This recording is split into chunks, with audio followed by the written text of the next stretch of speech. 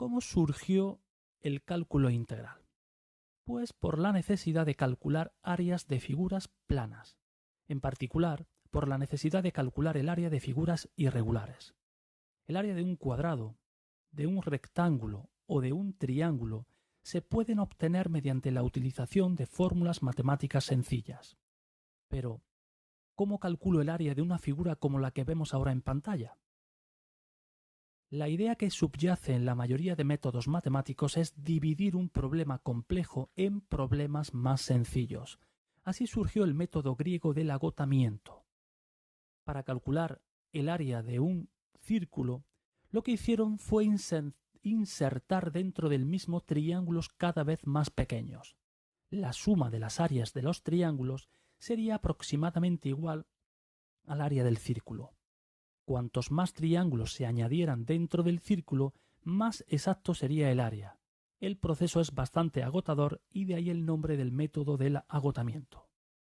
Esta idea se trasladó a otras figuras complejas, de manera que se trataba de transformar una figura irregular en una composición de figuras regulares que tuvieran una forma sencilla de obtener su área.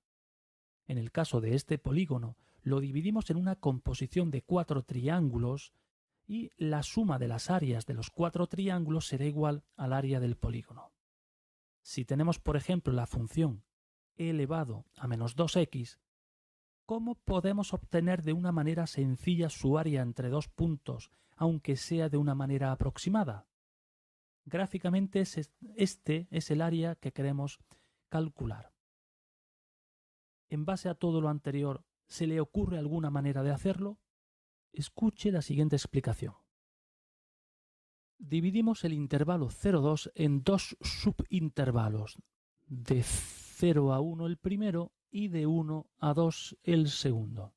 Y sobre los intervalos construimos dos bloques rectangulares, de modo que la altura de cada uno de ellos es igual al valor más alto alcanzado por la función en ese bloque. En este caso estaríamos hablando de este punto, y en el caso del segundo rectángulo, la función alcanza su máximo en este otro punto. El área total de este conjunto de bloques, que se calcularía realizando base por altura, nos arroja un resultado de 1,1353 frente a un área real de 0,49. Podemos ver que existe una diferencia considerable. El área total, por tanto, está sobreestimada, es decir, está por encima del área real. Y esa sobreestimación viene dada por el área de los rectángulos que está por encima de la función.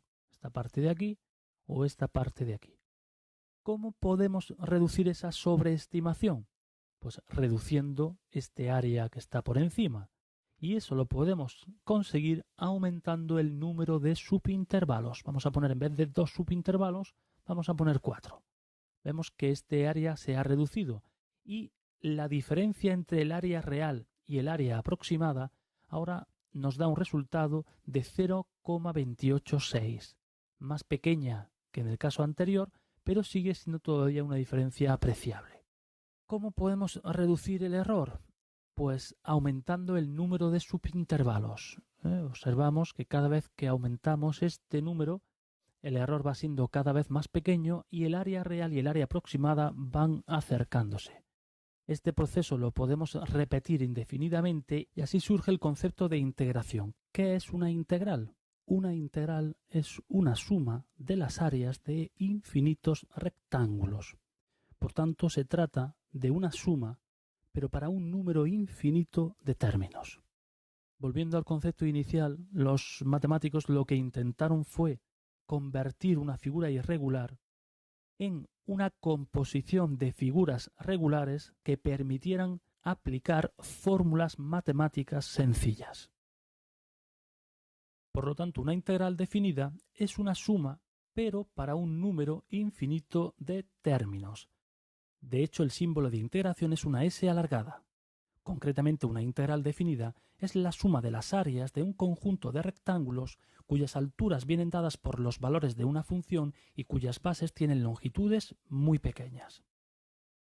El área de uno de estos rectángulos será igual a base por altura y el área total será la suma de las áreas del total de rectángulos que considere, de manera que para hacer el resultado más exacto considero un número infinito de rectángulos. Esto es, en resumen, una integral definida, la suma de las áreas de infinitos rectángulos cuyas alturas vienen dadas por la función que estamos estudiando y cuyas bases tienen longitudes muy pequeñas.